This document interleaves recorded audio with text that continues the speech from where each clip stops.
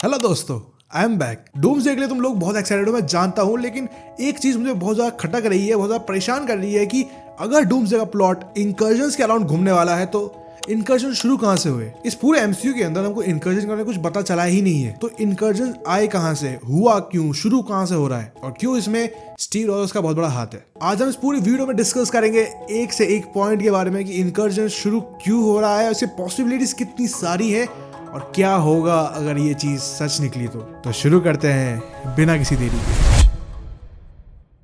तो वीडियो को हम कुछ पर्टिकुलर चैप्टर्स में बांटने वाले हैं। इससे पहला चैप्टर हमारा होने वाला है व्हाट इज इनकर्जन, एंड ये चैप्टर हम दो हिस्सों में बांटने वाले हैं। पहला कि इन कॉमिक्स क्या होता है एंड इन एमसीयू क्या होता है। दोनों के अंदर ऑलमोस्ट सिमिलरिटीज हैं बट दोनों का रूट कॉज बहुत अलग है। तो पहले बात करते हैं इसकी कॉमिक्स में कि इनकर्जन शुरू हुआ क्यों और कहां से हुआ। तो कॉमिक इशू कौन सा है मुझे वो नहीं पता, बट जो सीक्रेट वॉर से पहले टाइम्स रन आउट वाली सीरीज थी उसके अंदर को पता चलता है कि जो बियॉन्डर्स नाम की जो एंटिटी है, जो गॉड लाइक एंटिटी घूमती रहती है इन मार्वल कॉमिक्स, तो ये चीज काफी इंपॉर्टेंट आ जाती है कि उन लोगों ने हर एक यूनिवर्स के अंदर एक मॉलिक्यूल मैन नाम की चीज को प्लान किया है। और मॉलिक्यूल मैन एक तरह से टाइम बॉम्ब है, वो एक सेल्फ बॉम्ब इंसान है जो कभी भी फट सकता है और जिस दिन वो फटा पूरा यूनिवर्स खत्म हो जाएगा। एंड ये इंपॉर्टेंट चीज इसलिए है कि उन लोगों ने हर एक यूनिवर्स में एक एक मॉलिक्यूल मैन को प्लान किया था टू सी कि क्या हो अगर हम पूरे के पूरे यूनिवर्स को खत्म कर दें। तो मैंने रीजन ढूंढने की कोशिश की एंड कोई रीजन नहीं था, बस मजे में ही मतलब। एंड यहाँ इसके बाद इनकर्जन इस वजह से शुरू नहीं होता है। इनकर्जन शुरू होता है डूम की वजह से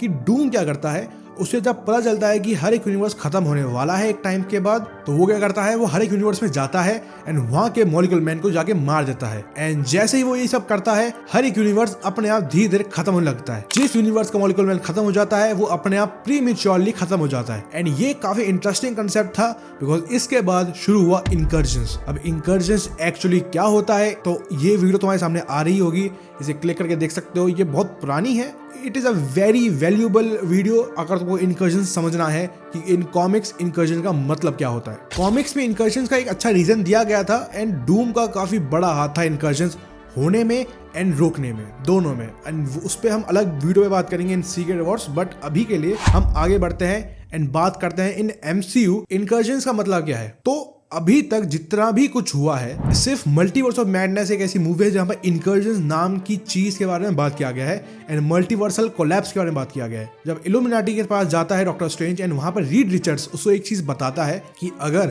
तुम एक पर्टिकुलर प्लेनेट पे हो और एक यूनिवर्स में हो एंड वहां से तुम ट्रेवल करके एक अलग यूनिवर्स में चले जाते हो, तो जिस यूनिवर्स में तुम गए और जिस यूनिवर्स से तुम आए थे उन दोनों के बीच में इनकर्जन शुरू हो जाता है। एंड ये इंटरेस्टिंग कंसेप्ट इसलिए है कि अगर ये सच है और इनकर्जन्स यही काम करता है, बिकॉज हमको ये मानना पड़ेगा कि उस टाइम की राइटिंग और अभी की राइटिंग में अच्छा फर्क हो सकता है, बट अगर हम उस चीज को 100% सच मान ले तो इनकर्जन्स के रीजन हमको मिल सकते हैं। क्योंकि तुम चीज समझो कि इन मल्टीवर्स ऑफ मैडनेस में ही जब डॉक्टर स्ट्रेंज वहां जाता है उसको पता चलता है कि इल्यूमिनाटी के गैंग का मेंबर जो डॉक्टर स्ट्रेंज था, वो डॉक्टर स्ट्रेंज ने एक्चुअली अलग अलग यूनिवर्स में इनकर्जन्स कॉज किए थे। दैट्स व्हाई वो ऐसा इंसान बन चुका था जो इस यूनिवर्स के लिए भी खतरा था। एंड इल्यूमिनाटी के यूनिवर्स में भी अपना डॉक्टर स्ट्रेंज जाता है तो वहां पर भी उनकी रियलिटी बेंड होने लगती है। एंड ये कंसेप्ट काफी इंटरेस्टिंग है बिकॉज अब मैं तुमको जो बताने वाला हूँ डायग्राम फॉर्म में बताऊंगा कि तुमको अच्छे से समझ में आ जाए कि मैंने अभी तक तुमको बताया क्या है। तो पहले बात करते हैं 3 प्लेनेट के बारे में। According to news sources 3 planet के बीच में इनकर्जन होने वाले हैं,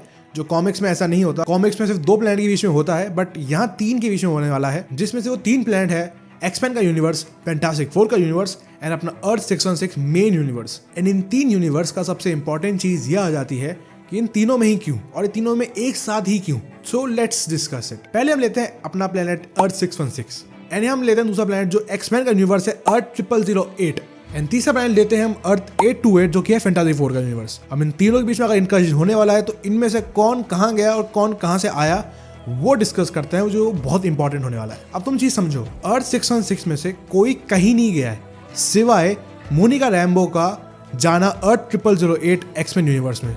अगर तुम सोच रहे हो कि ये कब गई कहाँ गई, तो द मार्वल्स का पोस्ट क्रेडिट सीन याद रखना, मूवी याद मत करना, बहुत बुरी मूवी थी, but the post credit scene is very important. जब मोनिका रैम्बो वहां जाती है 0008 के अंदर तो वो देखती है वहां पर बीस्ट है और उसकी माँ जो कि अभी आई थिंक क्या नाम था उसका नाम आ रहा होगा। एंड वहां पे डिस्कशन होता है कि अभी भी चार्ल्स एक्जेवियर जिंदा है उस प्लेनेट पे। तो ये वही प्लेनेट होगा जो हमने साइक्लॉप्स का और जो हमने अभी डूम्सडे का ट्रेलर में देखा ये वही प्लान होने वाला है। तो मोनिका रैम्बो वहां गई है तो एक्समैन और अर्थ 616 बीच में incursions is like confirmed. But हमने फोर्थ अवेंजर्स डूम्सडे का ट्रेलर में भी ये देखा है कि वहां पे फैंटास्टिक फोर वकांडा आ चुके हैं। हालांकि सिर्फ थिंग को दिखाया गया है, लेकिन सिर्फ एक इंसान का आना काफी है। एंड इसी वजह से फैंटास्टिक फोर और अर्थ 616 के बीच में इनकर्जन्स होने वाले हैं। एंड ये सब इतने इंपॉर्टेंट लिंक्स हैं कि इन तीनों का एक साथ इनकर्जन होना तय है, जिसमें से हमको लड़ाई देखने को मिल सकती है एक्समैन और अवेंजर्स की, अवेंजर्स और फैंटास्टिक फोर की,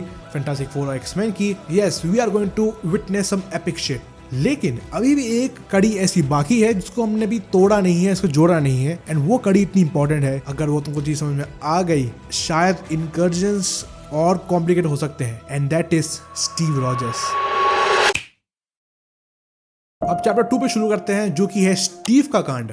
आई know I am very creative at names. It is very important कि स्टीव रॉजर्स भैया अच्छे इंसान बैठ के नहीं बैठे, वो हरामी बन के बैठे प्रॉपर। एंड वो कैसे तुमको समझाता हूँ। अभी लोकी सीरीज के अंदर हमको समझाया गया था कि कैसे अवेंजर्स का टाइम ट्रेवल करना उनकी नियति में था। It is a lazy writing, but okay, इसको मान लेते हैं। अगर ऐसा है तो उनका काम यह था कि वो टाइम ट्रेवल करें, इन्फिनिटी स्टोन लेके आए, स्नैप करें, वापस इन्फिनिटी स्टोन्स को रख के आ जाए। यहाँ पे एक चीज उन्होंने नहीं सोची थी और जो चीज नहीं होनी चाहिए थी वो थी स्टीव रॉजर्स का वहां रुक जाना विद पैगी। अब ये चीजें काफी कॉम्प्लिकेट हो जाती है एंड ये इतनी ज्यादा कॉम्प्लिकेट हो जाती है in the first teaser of Avengers doomsday, जहां पे हमको दिखाया जाता है कि अब स्टीव भैया पापा बन चुके हैं। एक ऐसा बेटा पैदा हो चुका है जिसका एग्जिस्टेंस में होना मतलब था ही नहीं, कभी नहीं था किसी मल्टीवर्स में। आई डोंट थिंक कॉमिक्स में भी कभी स्टीव का बच्चा हुआ है।